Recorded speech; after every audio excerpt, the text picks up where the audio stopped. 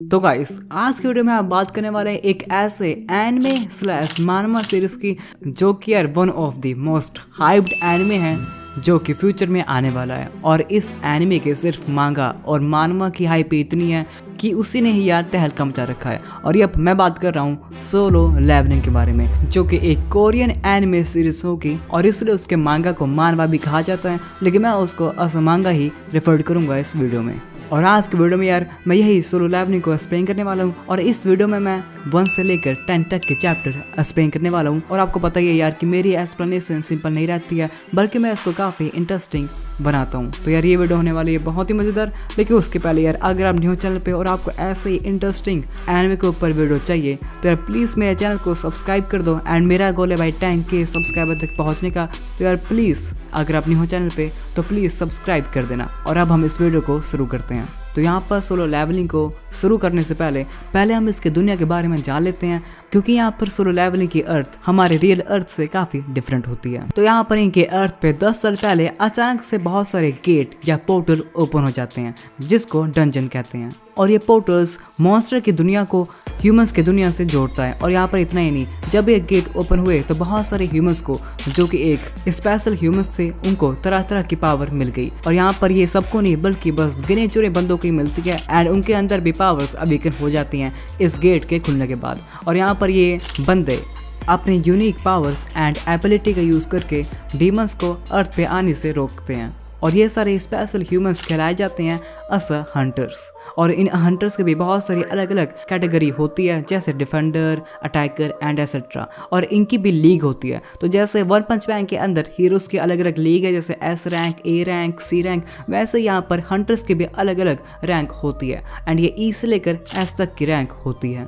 E मतलब सबसे week and S मतलब सबसे स्ट्रॉन्ग। और इसी तरह ह्यूमंस ने डीमंस को भी रैंक दे रखी है E से लेकर S की। तो यहाँ पर इनके अर्थ पे अलग अलग जगह पर हमेशा पोर्टल्स ओपन होते रहते हैं। और यहाँ पर पहले उन पोर्टल्स को वेरीफाइड किया जाता है एंड देन यहाँ पर देखा जाता है कि वो पोर्टल कौन से लेवल का है। अगर वो E लेवल का होगा तो E लेवल के बहुत सारे हंटर्स को भेजा जाएगा उस पोर्टल के अंदर डीमंस को मारने के लिए। और अगर वो S लेवल का होगा तो वहाँ पर S लेवल के बंदे भेजे जाएंगे, हंटर्स भेजे जाएंगे उन S लेवल के डीमंस को मारने के लिए। और क्योंकि ये एक रिस्की काम होता है तो यहाँ पर आपको पैसे भी काफ़ी सही मिल जाते हैं हंटर्स को। तो यहाँ पर अब मैं आपको इंट्रोड्यूस कराऊंगा हमारे मेन प्रोटैगनिस्ट से, जिसका नाम होता है संग जिनबो। और यहाँ पर ये एक बहुत ही वीक हंटर होता है, जहाँ पर ये एक E क्लास लेवल के डीमन को भी आराम से मार नहीं पाता है एंड उससे भी मरने वाली हालत में पहुंच जाता है। और ऊपर से इसकी इकोनॉमिक हालत भी बहुत ही बुरी होती है, जहाँ पर इसका बाप होता नहीं है, माँ बहुत ही बीमार रहती है और इसकी बहन भी ऊपर से बहुत ही बीमार है।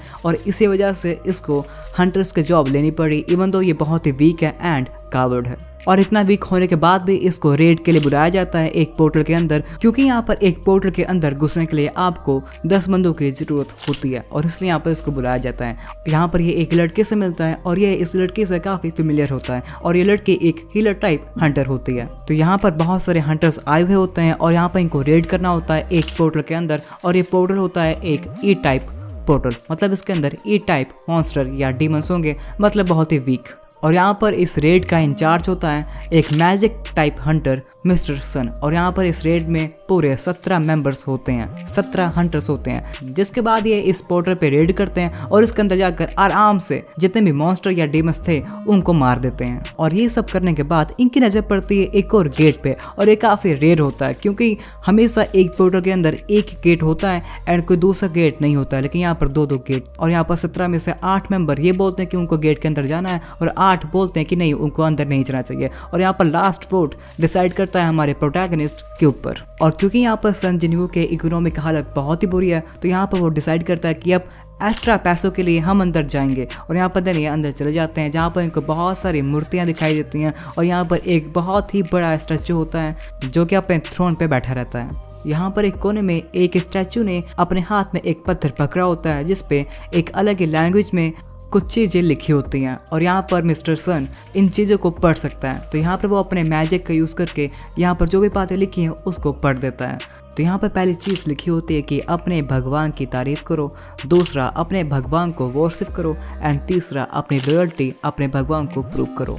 और जो इन चीज़ों का पालन नहीं करेगा वो यहाँ से जिंदा नहीं बचेगा। और ये सब कहने के बाद अचानक से यहाँ पर उस किंग स्टैचू की आंखें मूव होती हैं और यहाँ पर सारे के सारे गेट बंद हो जाते हैं, जिसके बाद सारे के सारे हंटर्स बहुत ज़्यादा पैनिक हो जाते हैं कि यहाँ पर हो क्या रहा है। तब यहाँ पर एक हंटर उस गेट को अपने पावर का यूज़ करके ओपन करने की ट्राई करता है, लेकिन तभी यहाँ पर एक स्टैचू जल्दी से आकर उसको मार देती है, जिसको देखकर सारे के सारे हंटर्स बहुत ही घबरा जाते हैं। और तभी यहाँ पर उस स्टैचू की आई सन जिनवो की तरफ जाती है और यहाँ पर सन जिनवो नोटिस करता है उसके आंखों में लेजर्स, जिसके बाद वो सब हंटर्स को झुकने के लिए कहता है, लेकिन यहाँ पर काफ़ी देरी हो जाती है, जिसके बाद उस स्टैचू के आंखों से लेजर्स निकलते हैं एंड वो बहुत सारे हंटर्स को मार देते हैं, जिंदा जला देते हैं। और यहाँ पर अब बस फ्यू हंटर्स ही बचते हैं और इसी अटैक में मिस्टर सन का एक आर्म भी चला जाता है। और देन यहाँ पर एक हंटर अपने स्पीड पावर का यूज़ करके यहाँ से जल्दी से भागने की ट्राई करता है, लेकिन देन यहाँ पर वो स्टैचू उसको भी मार देता है। अब यहाँ पर मिस्टर सन कहते हैं कि यहाँ पर ये स्टैचू उसी को हमला कर रहे हैं जो कि यहाँ पर मूव कर रहा है, तो प्लीज़ डोंट मूव। जिसके बाद यहाँ पर सन जिनवो को रियलाइज़ होता है कि यहाँ पर एक कोई पैटर्न फॉलो किया जा रहा है और यहाँ पर ये पैटर्न पक्का उसी स्क्रिप्ट का होगा जो कि मिस्टर सन ने रीड की थी। तभी यहाँ पर सन जिनवो जल्दी से मूव करता है एंड देन वो एक प्रेइंग पोजीशन के अंदर आ जाता है और उसको देखकर सारे हंटर्स एक प्रेइंग पोजीशन के अंदर आ जाते हैं और ये देखकर स्टैचू किसी को भी नहीं मारते हैं। और यहाँ पर देन वो किंग वाला स्टैचू बहुत ही बुरी तरह हंसने लगता है, लेकिन देन यहाँ पर हालात और भी बुरे हो जाते हैं क्योंकि अब वो किंग वाला स्टैचू अपने थ्रोन से उठकर चलने लगता है। एंड देन यहाँ पर उस स्क्रिप्ट में दूसरा पॉइंट था कि आपको अपने लॉर्ड को इम्प्रेस करना है, तो यहाँ पर एक हंटर वही करने की ट्राई करता है, वो अपने लॉर्ड को, अपने भगवान को इम्प्रेस करने की ट्राई करता है। और यहाँ पर ये भगवान वो किंग वाला स्टैचू होता है, लेकिन यहाँ पर वो बंदा बहुत ही अनलकी होता है क्योंकि यहाँ पर ये स्टैचू उसके ऊपर अपना पैर रख देती है एंड उसको कुचल देती है। और इसको देखकर अगेन हंटर्स के बीच में बहुत ज़्यादा डर पैदा हो जाता है, जिसके बाद वो इधर उधर भागने लगते हैं और यहाँ पर देन जो सराउंडिंग स्टैचू होती हैं वो उनको मारने लगती हैं और यहाँ पर देन अगेन बहुत सारे हंटर्स मर जाते हैं।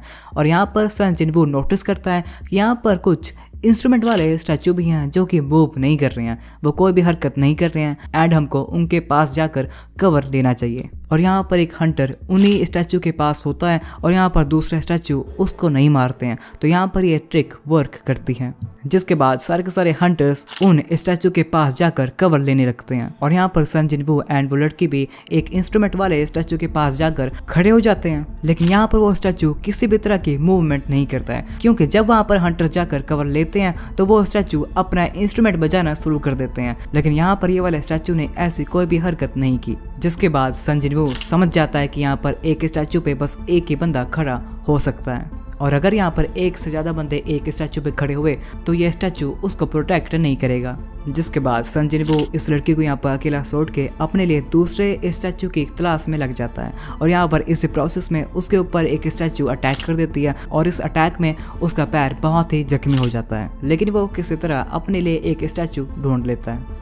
यहाँ पर वो लड़की अपनी पूरी की पूरी पावर यूज़ कर देती है सन जिनवो को हील करने के लिए, लेकिन यहाँ पर उसकी पावर बहुत ही कम पड़ जाती है और यहाँ पर वो सन जिनवो की हेल्प नहीं कर पाती है। और तभी यहाँ पर ज़मीन में से कोई चीज़ बाहर निकल आती है और ये चीज़ होती है एक सैक्रिफिस रिचुअल करने के लिए। तो यहाँ पर किसी न किसी बंदे को अपने आप को सैक्रिफाइस करना होगा क्योंकि अब उसको तीसरे रूल के तहत गॉड के तरफ अपनी लॉयल्टी दिखानी होगी। तो यहाँ पर मिस्टर सन जो कि इस रेड के इंचार्ज हैं, उनको लगता है कि यार ये सारी की सारी गलती मेरी ही है और अब मेरे को अपने आप को सैक्रिफाइस करना चाहिए। तो यहाँ पर वो उस सर्कल के अंदर जाकर खड़े हो जाते हैं, जिसके बाद यहाँ पर एक फ्लेम जलने लगती है और देन यहाँ पर जो भी हंटर बचे हुए थे वो भी जाकर उस सर्कल के आउटर लेयर पे खड़े हो जाते हैं और यहाँ पर देन अगेन जितने हंटर्स होते हैं उतनी ही फ्लेम जलने लगती है। और तभी यहाँ पर येलो फ्लेम्स के साथ ब्लू फ्लेम्स भी जलने लगती है और यहाँ पर सारे के सारे जो स्टैचू थे वो मूव करना बंद कर देते हैं और यहाँ पर जो गेट था वो दोबारा ओपन हो जाता है और ये देखकर दो हंटर्स यहाँ से भाग जाते हैं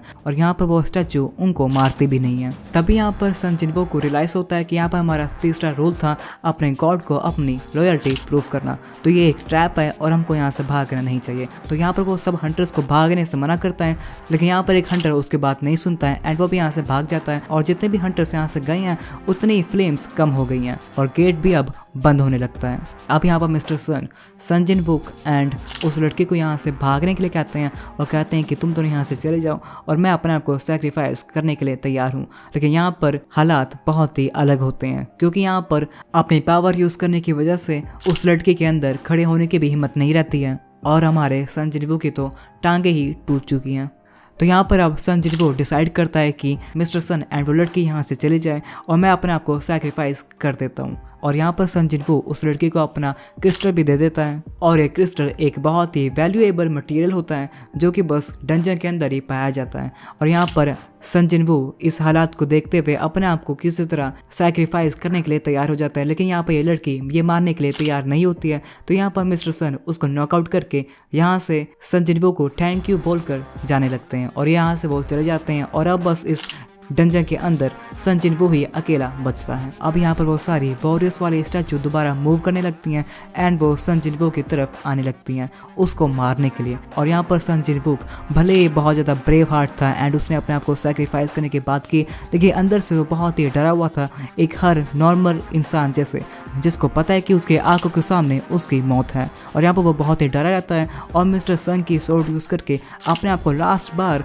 बचाने की ट्राई करता है। लेकिन तभी यहाँ पर ये वॉरियर्स वाले स्टैचूज उस पे हमला कर देती हैं एंड उसको बहुत बुरी तरह जख्मी कर देती हैं। और यहाँ पर सन जिनवू अब बस अपने मरने वाली हालात में होता है और यहाँ पर वो अपने लास्ट मोमेंट्स पे बस यही कह रहा होता है कि उसको मरना नहीं है, he don't want to die. और यहाँ पर ये स्टैचू अपना फाइनल अटैक मारने जा ही रही होती है सन जिनवू को कि तभी उसके सामने एक मिस्टीरियस स्क्रीन आ जाती है। आपने सारी की सारी रिक्वायरमेंट्स पूरी कर ली हैं of this secret quest courage of the week की, और क्या अब आप एक प्लेयर बनने के लिए तैयार हो? और यहाँ पर अगर आपने नो बटन दबाया तो आपका हर्ट उसी समय बंद हो जाएगा। तो क्या आप इसको एक्सेप्ट करना चाहोगे कि नहीं? तो यहाँ पर सन जिनवू के पास कोई भी और रास्ता होता ही नहीं है, तो यहाँ पर वो यस पे क्लिक कर देता है और कहता है कि यप मैं ये चांस लेना चाहूँगा। जिसके बाद यहाँ पर लिखा आता है कि वेलकम प्लेयर, और यहाँ पर देन हमारा ये 10वां चैप्टर सोलो लेवलिंग का ख़त्म हो जाता है यार।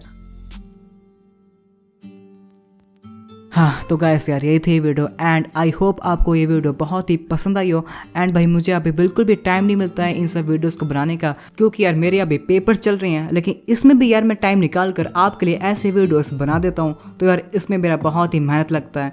तो यार प्लीज़ सब्सक्राइब कर देना एंड इस वीडियो को लाइक कर देना एंड प्लीज़ कमेंट करना यार, क्योंकि जैसा रिस्पॉन्स आएगा इस वीडियो पर उसी तरह मैं इसका अगला चैप्टर निकालूंगा और उस वीडियो में हम ऑफकोर्स अगले 10 चैप्टर कवर करेंगे। और यार मैंने इसी तरह एक और बहुत ही ओपी एनिमे का पहला एपिसोड डाला हुआ है अपने चैनल पे जिसका नाम है सीरीज 7। तो यार आप ये वाली वीडियो पे देख लेना, यहाँ पर ये एंड स्क्रीन पे आ जाएगी। तो यार अब मैं मिलूंगा आपको अपनी अगली वीडियो में।